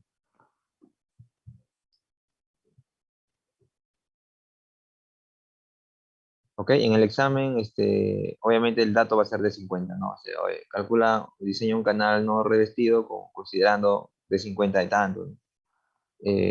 Ya para que ingresen a la tabla ya con confianza, pues. Profesor, profesor, ¿Escuchó? disculpe, ¿podría repetirnos de nuevo, o sea, qué tipo de problemas es el que acaba de mencionar que es el que va a venir en el final? A ver, el problema tipo, ¿no? de este tipo de canales no revestidos es como el diseño de un canal trapezoidal, quizás, donde el dato va a ser el D50, o sea, el material de fondo, y ustedes tienen que hallar pues la velocidad crítica de ese diámetro, para ese diámetro, y diseñar un canal, o sea, pues, a ver, más o menos te explico. Que es más o menos lo que siempre viene, ¿no? Sobre este tipo de problemas, ¿no? Es diseñar un canal de tal dimensión, ustedes tienen que decidir qué B y qué H. Acuérdense que B, H es diferente de tirante. Tirante puede salir así, ¿no? Ustedes tienen que diseñar qué B y qué H para un canal. Les voy a decir incluso el diámetro medio del material donde se va a emplazar el canal, de tal manera de que no se produzca el movimiento o el transporte de esas partículas, ¿no? Y voy a decirlo en D50 de tanto, les voy a decir, para que ustedes puedan diseñar o hallar estas dimensiones de la base y la altura. De repente hasta el talud se les puede dar, ¿no? Para que no tengan mucha complejidad. Pero dimensionen eso de tal manera que al hacer estos cálculos obtengan una velocidad, que es lo que me interesa, que no sobrepase la velocidad crítica de los sedimentos, ¿no? Que están en el fondo, que es lo que se le va a dar de datos, ¿no? Como son los sedimentos de fondo, para que ustedes diseñen un canal ya no revestido, ¿no? Que todavía no vemos el cálculo, recién estamos aprendiendo un poco acerca de lo que es la velocidad máxima permisible.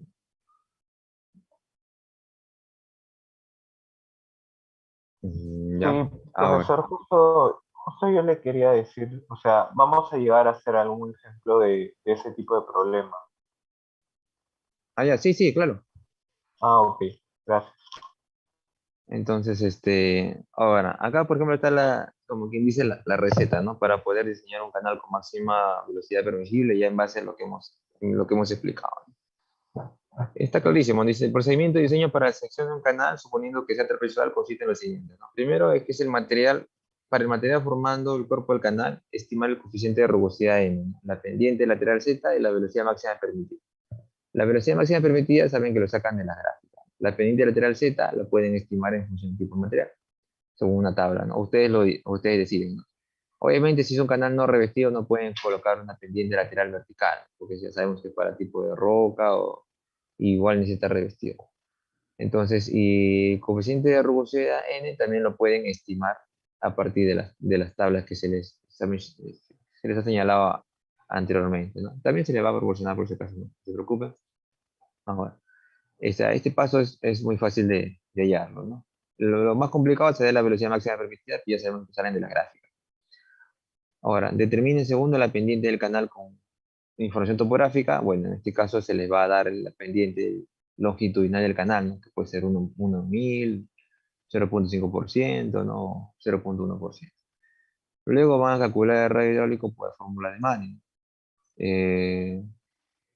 ¿Cómo calculan el radio hidráulico por la fórmula de Manning?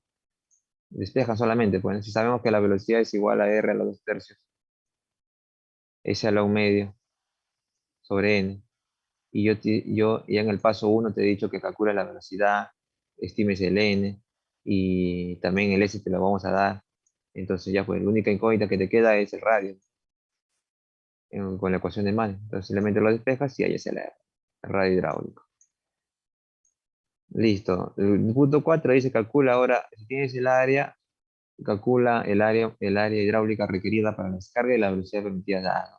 Obviamente, ¿no? Si acá si ya habías hallado la velocidad y el de dato sí o sí tiene que darte el caudal. Entonces, si ya tengo la velocidad, también puedo estimar un área. Simplemente por la ecuación de continuidad, ¿no? Caudal entre velocidad es igual al área. Segundo, o punto número 5, ¿no? Si ya calculé el área por la ecuación de continuidad, calculé el red hidráulico por la ecuación de Manning, entonces el área entre el red hidráulico es el perímetro mojado. Tengo entonces el perímetro mojado.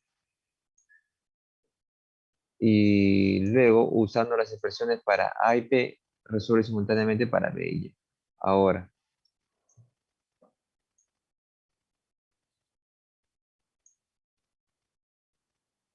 el punto número 6 lo que me está diciendo es que si yo ya tengo el área, por ejemplo, ¿cuál de estas dos expresiones, señores, es el área? ¿El primero o el segundo?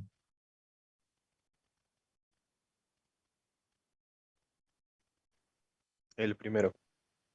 Exacto, este es el área, este es el perímetro mojado, ¿no? B más dos veces la raíz cuadrada de 1 más otro cuadrado por Y.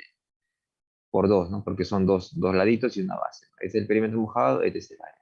Entonces, si yo voy a hacer numéricamente cuánto es mi área y sé numéricamente cuánto es mi perímetro mojado, entonces, básicamente lo que tengo es una ecuación o un sistema de ecuaciones de dos variables, ¿no? Acá tengo, por ejemplo, el área que me salga un numerito, porque ya lo sé por cálculo, igual a esta expresión, pero está en función de y, ¿no? Y b. Y igualito acá mi perímetro mojado, que también ya lo tengo, lo igualo a esta expresión, que está en función de b y y. Básicamente tengo un sistema lineal de ecuaciones. Bueno, es un sistema no lineal, ¿no? De ecuaciones de dos variables, ¿no? B y y. Y lo resuelvo para b y y voy a obtener un b y obtengo un y, ¿no? Que cumplen con esas dos ecuaciones y cumplen con el área del red hidráulico. Y nada más, ¿no? Luego que tengo un B y un Y por cálculo, entonces en HP, le doy un borde libre adecuado, un borde libre dependiendo, un borde libre bastante adecuado y hay un H. H es igual a el Y más el borde libre, ¿no? Y ya está. Se dan cuenta que no es tan complicado, ¿no? Utilizar la velocidad máxima permisible. O tienen alguna, o se complicó en algo. Tal cual, ¿ah? El ejemplo que puede venir en el final, ¿no?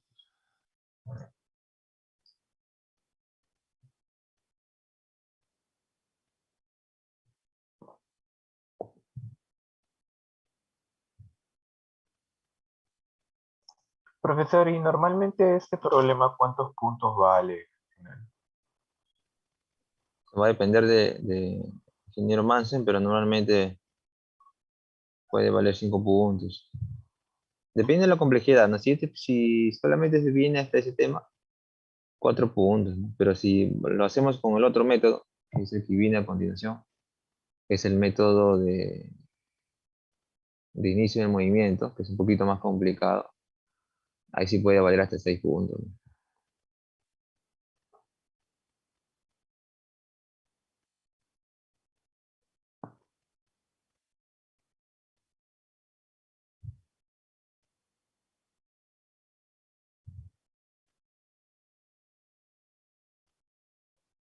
Sí, básicamente eso es lo que le estaba mencionando. Entonces, lo más complicado es resolver la ecuación no lineal, ¿no? El sistema de ecuaciones no lineales para BI.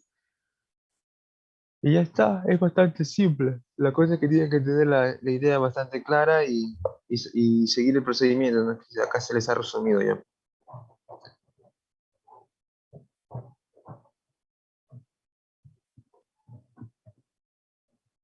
Acá hay algunas consideraciones que quizás pueden tener en cuenta para momento de diseñar. Ya son consideraciones de diseño, ¿no?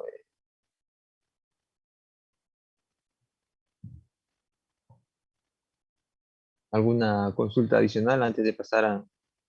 Bueno, no creo que lleguemos ya para terminar esto. De repente lo continuamos en la próxima clase, pero esta es la segunda parte de lo que es canales no revestidos, que tiene que ver más o menos con lo que es el inicio del movimiento, que básicamente es lo que les he explicado acerca de la fuerza desestabilizadora, la fuerza del peso que es la estabilizadora, el peso no es el empuje, ¿no? Hidrostático a una partícula dada, y esta es la fuerza de arrastre, ¿no? Dado por el esfuerzo de corte en el fondo, por el diámetro de la partícula elevado al cuadrado. Y la fuerza estabilizadora, pues es el peso menos el empuje, básicamente dado por la diferencia de los pesos específicos del suelo y del menos el agua por el diámetro de la partícula elevado. Ese es solamente un diagrama de cuerpo libre de la partícula. Vamos, Carlos, ¿qué dices? Profesor, Bueno, no sé si va a terminar esta parte del inicio del movimiento porque yo quería preguntarle algo sobre el proceso constructivo de canales. A ver, dígame. Bueno, tal vez no tiene mucho que ver con la clase, pero yo quería preguntarle, o sea, ¿cómo se excava cuando, por ejemplo, o sea, el material es roca? Porque no es fácil, digamos, darle las propiedades geométricas como uno quiere. Entonces, ¿cómo es la excavación ahí? Ya. Normalmente cuando uno, a ver, voy a dejar de compartir.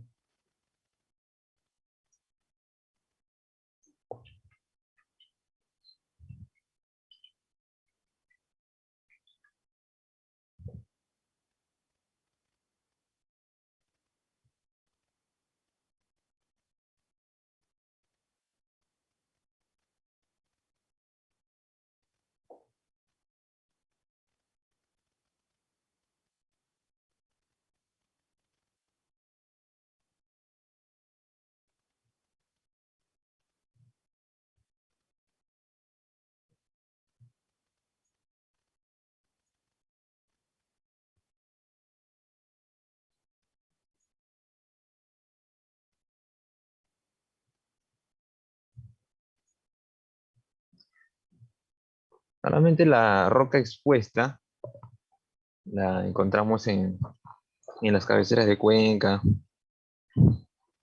este, de, pero la roca normalmente ya con un pequeño recubrimiento de suelo, en la que encontramos comúnmente ya en las partes bajas, ¿no? En las faldas, ¿no? Por ejemplo, la imagen que se puede ver a la derecha es una maquinaria especializada para poder hacer un tipo taladro, unos cortes de la zanja. Lo primero que se hace es hacer un movimiento masivo, se le dice, ¿no? O sea, viene toda la excavadora y corta lo que es hasta donde puede encontrar suelo. Sabiendo que ya el geólogo ha hecho su mapeo o su perfil geológico ya sabe, ¿no? De que a cierta distancia se estima que se encuentre roca, viene primeramente una maquinaria y hace toda la excavación masiva. Luego lo que viene es la maquinaria encargada de hacer el corte, se le podría decir, el corte de zanja, le decimos nosotros para, para el canal. Ahora, no se puede, como mencionas, no se puede hacer un corte exactamente como se ha diseñado en el plano, pero lo que se busca es lo siguiente, ¿no? A ver, más o menos es así. Ya. Ponle que ya hasta acá hemos excavado y sabemos que lo que viene es roca. Entonces, yo sé que mi diseño, dice, mi planito dice esto, ¿no? Esto pendiente de 1 en 4, base de 0.5, pendiente de 1 en 4. Hazlo así, te dice. Pero va a venir la maquinaria y no lo va a excavar así, ¿no? La maquinaria va a venir y lo que va a excavar es esto, ¿no? Va a venir, va a empezar a taladrar y lo que va a excavar, obviamente lo que debes procurar es no pasarte del nivel que has diseñado, ¿no? De repente lo logra así, de repente un poquito para acá. Entonces, y eso es en base al repercutor de la máquina. Entonces, lo que se hace para poder llegar lo más próximo a la sección que sea, primero se hace las mediciones, ¿no? Si la sección más o menos se parece a lo que hemos buscado, queda, ¿no? Y si es que no, comienza a haber algunas pequeñas excavaciones manuales que lo que hacen es picar ya manualmente o con un taladro mecánico o neumático, este tipo de diferencias, ¿no? Entre la excavación ya con maquinaria y la excavación deseada, se puede decir, hasta lograr acercarlo un poquito más. Igual, cuando tú excaves, se hace un zoom, hiciste el corte de diseño, lo máximo que pueden lograr es hasta acá, un poquito quizás más parecido ya, pero nunca se va a lograr un corte exacto. No usan, por ejemplo, si estás pensando, depende de cómo geología usan explosivos o algo parecido, no. Es pura excavación maquinaria y excavación manual. Y es por eso es que a veces que encuentran algunas fisuras en, en esa excavación y lo que se le hace es se le resana, ¿no? Con un pequeño. lechada, creo que le mencionan, o si no también tipo, concreto simple, le dicen, ¿no? Y lo comienzan a llenar un poquito hasta llegar más o menos un poquito más, porque saben que más rugoso, más tirante, pues, ¿no? Eso ya lo sabe el ingeniero encargado, sabe que no puede dejar una superficie tan rugosa, porque si lo deja más rugoso, va a tener un efecto directo sobre el tirante. No puede dejarlo así, por ejemplo.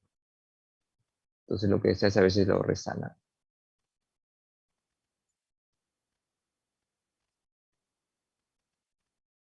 Lo empiezan a resanar. Obviamente, cuando haces ya excavación en roca, no hay pues juntas de construcción, no hay juntas de dilatación, ¿no? Porque no es una excavación, es por tramos también, pero no hay ese tipo de juntas porque no hay un revestimiento. Pero hay casos también, por ejemplo, en el que han excavado y se ha encontrado, por ejemplo, en la base. Una vez me pasó, encontramos en la base así una fisuraza, ¿no? O la roca se encontraba en este estado en la base. Entonces uno ya sabía pues que por acá va a haber infiltraciones fuertes, ¿no? Entonces lo que se recomendó fue que se aplicara una pequeña, se uniformizara, ¿no? Acá en la base con un pequeño mortero, de tal manera de que resanábamos esa parte y además le dábamos más, un manning más bajito, ¿no? Quizás acá el manning estaba ya en 0.0, no 14, pero de repente 0.16, 17, y acá estaba el manning en 0.020. Entonces ya era un Manning compuesto, ¿no? Ya en mecánica, en fluidos 2 ya sabemos haber diseñado pues el Manning equivalente, ¿no? Para un Manning compuesto, ¿no? 0.20 a los extremos, 0.010 a los extremos. ¿Se entendió? Sí, profesor, gracias. Bueno, eh, ya, la siguiente clase vamos a estar viendo acerca del segundo método, que es el método de inicio de movimiento. Es un poquito más complicado, pero básicamente el principio es el mismo, ¿no? Ya lo que se le explicó, ¿no? Cómo se inicia el movimiento de la partícula, saben que es por una comparativa de las fuerzas desestabilizadoras y las fuerzas estabilizadoras. En base a ese criterio, lo que se hace es crear un factor, ya en la próxima clase lo voy a decir más a detalle, que se le llama el factor de Shields, ¿no? De repente algunos ya lo escucharon ya, el parámetro de Shields, bastante conocido. El parámetro de Shields es un parámetro dimensional que relaciona los esfuerzos de corte en la base y el esfuerzo de corte estabilizador. Y obviamente cuando el parámetro de chip vale 1, no hay inicio de movimiento, ¿no? Cuando es mayor a 1, hay movimiento, y cuando es menor a 1, no hay movimiento. Y cuando es igual a 1, está justo en el umbral de su movimiento. Al igual que el Fruit, ¿no? El Fruit también comparaba, ¿se acuerda? Fuerzas inerciales con fuerzas de gravedad, igual que el Shield también compara esfuerzos desestabilizadores con fuerzas estabilizadoras. También tiene su gráfica Shields, es de la popular gráfica de Shields, que va a relacionar con el número, hay otro parámetro también que se le va a enseñar, que es el número de reinos adimensional, y el parámetro de Shields por acá, vamos a aprender a usar esta gráfica en la próxima clase, porque esta gráfica nos va a dar justamente cuál es el diámetro para cada diámetro, cuál es el esfuerzo de corte crítico, no sea el que provoca el movimiento. Entonces, sí, en base a eso, me va a servir ese para poder diseñar mi canal que no tenga ese esfuerzo crítico, ¿no? Sino que tenga un poquito menor, ¿no? Para que no se inicie el movimiento.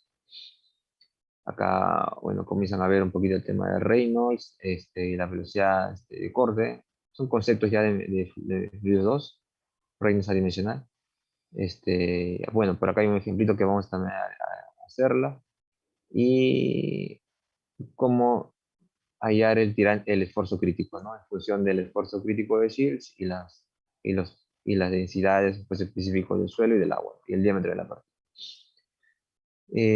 Bueno, algo rápido nomás, no, nada, comienza. Ahora, aparte de todo eso, también hay un método que se llama el método de la fuerza atractiva. Ese es un método, ya quizás no llegamos a eso porque es un poquito más complicado, pero sí a utilizar la gráfica de Shields. En el final, el profesor me dijo ya igual, ¿no? Que para igual que el parcial, también voy a colocar una pregunta para el final. Posiblemente sea este tema, porque ya no queda que ver que en pocas semanas, entonces posiblemente sea el tema de canales no revestidos. Como le voy a mencionar, va a depender mucho de la complejidad, ¿no? Si es la parte de arriba, valdrá pues 4 puntos, si es la parte de abajo, pues con SIGS o parámetros ya de inicio de movimiento, de fuerza extractiva, ya vale 6 puntos, porque es un poquito más complicado. Pero vamos a resolver ejemplos ya la próxima clase con todo lo que se ha explicado hasta el día. Este no creo que entre ya, porque es un poquito más complicado, el método de la fuerza extractiva. Pero sí hasta el parámetro de SIGS, ¿no? Para poder hallar la velocidad de inicio del movimiento, ¿no? Eso sí creo que lo vamos a evaluar. Bueno, el profesor no terminó de dictar su clase. Yo también estaba un poquito escuchando ahí, tenía varios problemas técnicos, no los pudo solucionar al parecer. Me llamó, me dijo que continuara yo nomás porque no, su internet se iba, venía, o lo estaba botando de la sala. Y por eso es que ya no lo pudo terminar, pero bueno, ahí me encargó que lo va a terminar la próxima clase. Y, y nada, a ver, alguna consulta antes ya de dar por cerrada la sesión.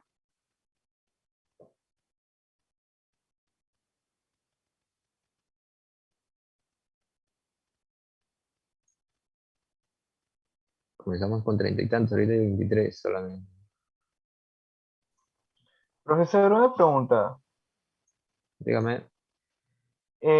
Las notas de práctica que se suben en el curso, ¿las revisa solo el ingeniero Manson o las revisa también usted?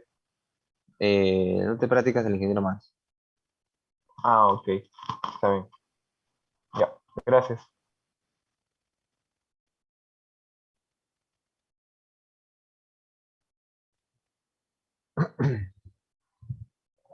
Bueno, muchachos, esta diapositiva lo voy a compartir con la señorita delegada y porque lo tengan a la mano. En la próxima clase vamos a continuar, como les dije, resolviendo los ejemplos y vamos a hablar sobre la fuerza efectiva de inicio del movimiento.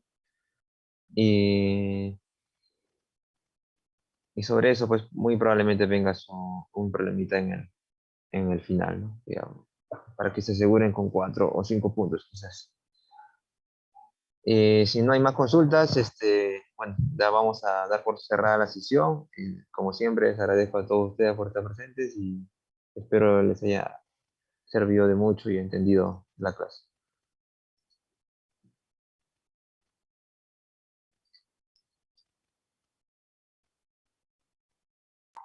Gracias, ingeniero. Hasta luego. Muchas gracias y cuídense y buenas noches. Pasen bonito Perdón, día. ingeniero. Hola, ingeniero, gracias.